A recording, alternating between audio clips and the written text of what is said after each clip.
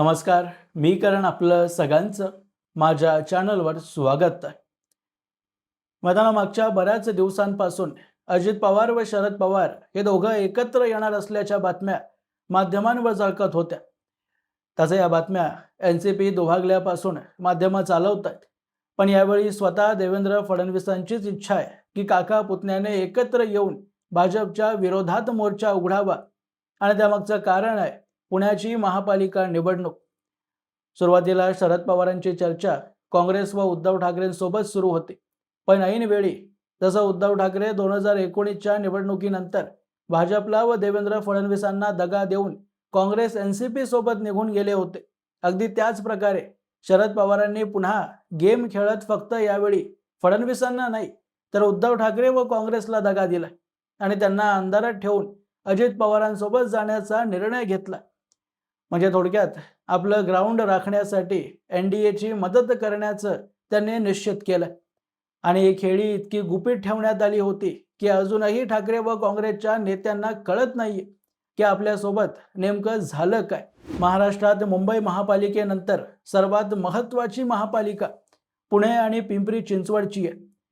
पुणे महापालिकेचं बजेट यावर्षी जवळपास 12,618 कोटी तर पिंपरी चिंचवड महापालिकेचं बजेट 9,675 कोटी इतकं होतं.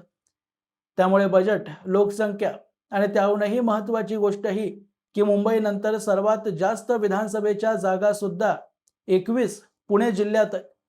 त्यामुळे पुणे महापालिका आणि त्या लगतच्या स्थानिक स्वराज्य संस्थांवर ज्या पक्षाचा दबदबा असतो तोच विधानसभेच्या निवडणुकीत जास्त जागा जिंकतो, हा फॉर्म्युला वर्षानुवर्ष सेट आहे.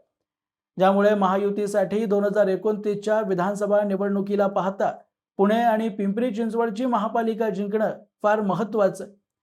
आणि सध्या या दोन्ही महापालिकेत भाजपचा दबदबा इतर पक्षांच्या तुलनेत कैक पटीने जास्त आहे, जो की प्रमुखतः 2017च्या निवडणुकीत तयार झाला.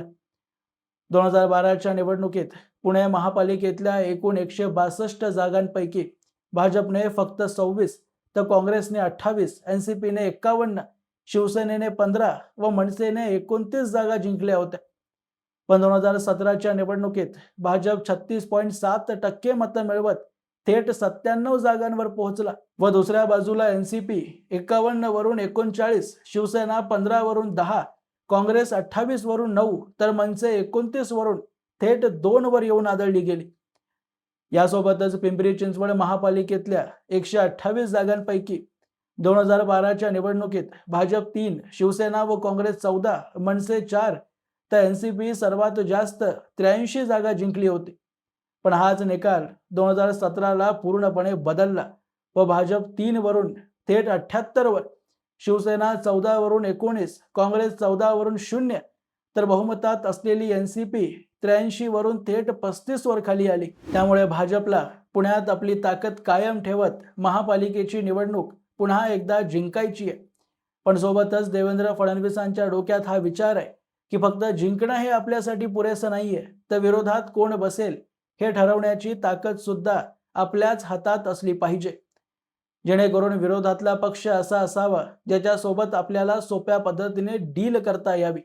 आणि यासाठीच अजित पवार व शरद पवारांची मदत घेऊन उद्धव ठाकरे आणि काँग्रेस सोबत खेळी करण्यात आली. यामागे हे सुद्धा कारण आहेच की अजित पवारांना पुण्यात आपली ताकद पूर्वीप्रमाणे वाढवायची आहे, ज्यासाठी साहजिक आहे की त्यांना जास्त जागा जिंकायच्या असतील तर तितक्याच अधिक लढाव्याही लागतील. ज्यामुळे जागा वाटपादरम्यान भाजप अजित पवारांना सोबत घेऊन आपल्या कार्यकर्त्यांना डावलू शकत नाही व अजित पवारांना कमी जागा घेण्यासाठी तयारही करू शकत नाही. कारण NCPने नुकत्याच झालेल्या स्थानिक स्वराज्य संस्थांच्या निवडणुकीत पुणे जिल्ह्यातल्या 17 पैकी 9 संस्था जिंकल्या व दुसऱ्या बाजूला BJPने मात्र फक्त 3च संस्थांवर विजय मिळवला. त्यामुळे त्यांच्या मनात हा विचार आहे की आपल्या होम ग्राउंड पुण्यात भाजप समोर ताकद वाढवण्याची 2029 अगोदर हीच शेवटची संधी आहे. आता हीच परिस्थिती शिंदे सेनेची सुद्धा आहे. म्हणून फडणवीसांनी हा उपाय शोधला की अजित पवार व शरद पवार यांनी मिळून निवडणूक लढवावी, जेणे की जागा वाटपात भाजप आणि शिवसेनेला तडजोड करण्यात सोपा मार्ग काढता यावा आणि यासोबतच अजित पवारांची जास्त जागा लढण्याची इच्छा सुद्धा पूर्ण होईल. ज्याने सर्वात मोठा फायदा महायुतीला 2029ला होणाऱ्या विधानसभा व लोकसभा निवडणुकीच्या दृष्टीने होईल की विरोधकांचं जमिनी स्तरावर कार्यकर्त्यांचं बळ उभंच राहणार नाही. कारण पुरोगामी व हिंदुत्व अशा दोन्ही विचारधारेला समर्थन करणाऱ्या मतदारांसाठी दोन मजबूत गट फडणवीसांनी आधीच उभे केले, जे शेवटी मिळून भाजपच्या हितातच काम करतील आणि यालाच चाणक्य नीती म्हणतात. निवडणुकीत उमेदवार उतरवणं, त्यांच्या पाठीशी बळ लावून त्यांना जिंकवून आणणं फक्त यालाच राजकारण म्हणत नाही, तर विरोधकांना साफ करत आपल्या विरोधात कोण लढणार यासाठी गेम खेळणं, निवडणूक न लढताच ती जिंकणं यालाही वरच्या स्तराचं राजकारणच म्हणतात, जे बाहेरून पाहताना सहसा लोकांना दिसत नाही. म्हणूनच सर्वात पहिल्यांदा शरद पवारांनी उद्धव ठाकरे व काँग्रेस सोबत आघाडीची चर्चा सुरू केली आणि त्याच वेळी अजित पवारांसोबत सुद्धा जागा वाटपावर चर्चा सुरू ठेवली. पण अजित पवारांसोबतची चर्चा अपयशी होते असं चित्र रंगवण्यासाठी माध्यमांमध्ये बातम्या पेरल्या की अजित पवार नाराज होऊन कुठेतरी अज्ञात स्थळी निघून गेले आणि युतीची चर्चा अडकलीये, जेणेकरून उद्धव ठाकरे आणि काँग्रेसला दोन्ही एनसीपी एकत्र येत आहेत याबद्दल अजिबात भनक लागू नये व शरद पवारांसोबत जागा वाटपाची चर्चा तशीच सुरू राहावी, ज्याने की काँग्रेस आणि उभाटा गटाचे कार्यकर्ते शेवटपर्यंत संभ्रमात राहतील की कोणत्या व किती जागांवर आपल्याला नेमकं लढायचंय आणि त्यामुळे उमेदवारी अर्ज भरण्याच्या शेवटच्या दिवसापर्यंत त्यांची उमेदवार उभे करण्याची तयारी होणारच नाही. आणि नियोजनानुसार झालंही तसंच. अगदी शेवटच्या क्षणी माध्यमांसमोर बातमी देण्यात आली की दोन्ही एनसीपी एकत्र येत पुणे व पिंपरी चिंचवड महापालिका सोबत लढणार आहे. त्यामुळे झालं हे की ऐन वेळी काँग्रेस आणि उभाटा गटाला तयारी न करता उमेदवारांना एबी फॉर्म द्यावे लागले, ज्याचा परिणाम तुम्हाला निवडणुकीच्या निकालावर दिसून येईल.